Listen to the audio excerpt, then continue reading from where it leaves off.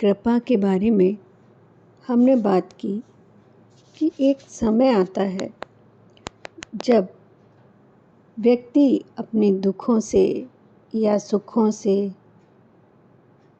या अन्य किसी बात से धीरे धीरे विरक्त होने लगता है, क्योंकि वो देखता है कि सुख स्थायी नहीं है। वो पूरी ज़िंदगी सुख को स्थायी बनाने के लिए मेहनत करता रहता है, परंतु वो उसके हिसाब से नहीं चलता, तो उसमें विरक्ति आती है। पर विरक्ति भी स्थायी नहीं होती, वो लौट लौट कर उसी भवसागर में डुबकी लगाता रहता है, क्योंकि उसे आगे नहीं पता कि क्या होना चाहिए, क्या करना चाहिए। यहाँ उसको कैसे पता चलेगा क्या होना चाहिए? जिस तरह जब आँखों से धुंधला दिखाई देने लगता है, तो उनको जब चश्मा लगता है, तो जिसको जितना धुंधला दिखाई देता है उसको उतने ही ज़्यादा नंबर का चश्मा लगता है। तो जो बात बहुत सूक्ष्म होती है वो सामान्य आँखों से या वासनाओं से ग्रसित मन से उसको ना समझा जा सकता है और ना महसूस किया जा सकता है। इस बात को समझने के लिए हम थोड़ा उस विषय पर चलते हैं कि जहाँ से व्यक्ति का जन्म होता है। जब जन्म होता है वो कुछ नहीं जानता, धीरे धीरे हम उसे रिश्ते नाते सिखाते हैं, भाषा सिखाते हैं, बात करने का तरीका, उसके कर्तव्य और अधिकार, माँ कैसी होनी चाहिए, पुत्र कैसा होना चाहिए, पिता कैसा होता है, भाई बहन के क्या कर्तव्य हैं, समाज के प्रति हमारे कर्तव्य क्या हैं और समाज हमारे लिए कितना महत्वपूर्ण है, रिश्ते नाते, ये सारी चीज़ें सिखाते हैं ताकि एक सामाजिक व्यवस्था बनी रहे।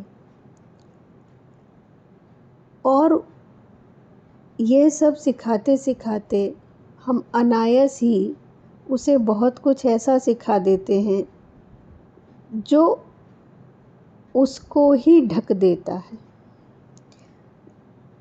प्रत्येक बच्चा, उसके अंदर कुछ प्रतिभा अवश्य होती है, उसकी किसी काम में रुचि अवश्य होती है, पर हम उस रुचि को न सुनते हैं, न समझते हैं, न उसको ही व्यक्त करने देते हैं। जो समाज में चलता आ रहा है, एक ओहदा जहाँ तक पहुँचना चाहिए समाज में इज्जत पाने के लिए, उसको उस कंपटीशन में डाल देते हैं। उस कंपटीशन में डालकर हम उसकी तरक्की के साथ साथ उसे घृणा, ईर्ष्या, कुंठा, ये सब मुफ्त में दे देते हैं।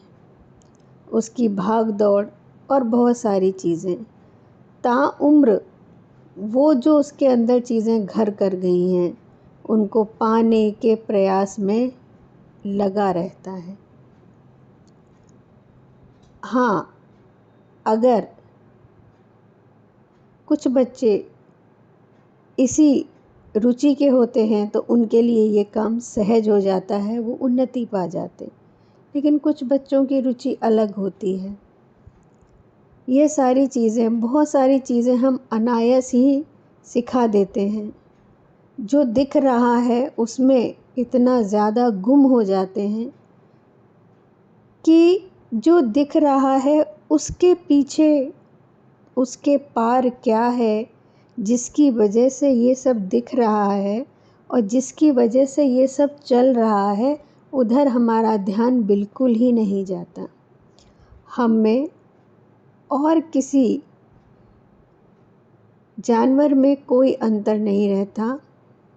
बस अंतर इतना होता है कि वो कच्चा खाना खाते हैं और हम पकाकर खाते हैं, पचाते हैं, खाते हैं, फिर बनाते हैं और इसी काम में पूरी ज़िंदगी लगे रहते हैं। उसके बाद फिर हम अपने ओहदे के लिए इन सब चीज़ों से हम पूरी ज़िंदगी लगे ही रहते हैं।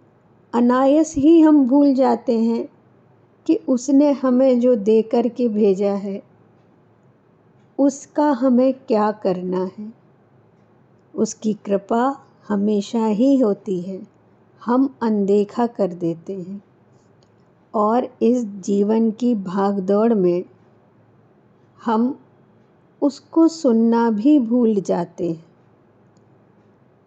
ये नहीं है कि हम जीवन यापन ना करें, रिश्ते नाते ना रखें, सब करना है। ये दिया गया है, ये भी प्रकृति की इच्छा है, उसमें रहना है, सहज होना है। पर समझना है कि क्या कारण है ये सारी चीज़ें, ये ज़मीन, ये लोग और मेरी जो रुचि है, मेरी प्रतिभा है, उसको बारीकी से समझने की ज़रूरत है। यहीं से चूक होनी शुरू होती है। तो जब विरक्ति आती है तब भी हम कुछ नहीं समझ पाते और हम यही नहीं समझ पाते कि इसके आगे हमें क्या करना है। इन इच्छाओं की पूर्ति के लिए हम बाबाओं, तांत्रिकों के पास पहुंचते हैं। इच्छा हमारे अंदर भी होती है, इच्छा उनके अंदर भी होती है। जैसी रही भावना जिसकी, प्रभु मूरत तेह देखी तैसी।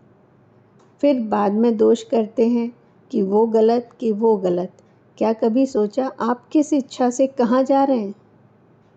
जब आपकी इच्छा का शमन नहीं हुआ तो नेचुरली दो एक जैसी चीज़ें ही आपस में मिलती हैं और कई बार ईश्वर किसी किसी बहाने आपके दरवाजे पर दस्तक देता है। उस समय हम फिर उसकी तुलना आम व्यक्ति से या स्वयं से करने लगते हैं, क्योंकि अहम हमें ये बताता रहता है कि ये गलत है और ये सही, ये गलत है और ये सही। और हमारा जो मापदंड होता है वो केवल भौतिक जीवन का होता है, जो कि उस अनंत से बहुत दूर का है। उसकी आवाज़, उसकी सूचना बहुत ही शांत मन से सुनी जाती है। इसलिए जब हम इतने अभ्यास के बाद इन आवरणों में लिप्त रहते हैं और जब ये छूटते नहीं हैं तो हमें साधना की आवश्यकता पड़ती है, ताकि हम साधना के द्वारा कुछ समय खिल सकें या आवरण मुक्त रह सकें। फिर धीरे धीरे धीरे हम उस समय को बढ़ा करके अपनी अंतरात्मा से जुड़ते जाते हैं।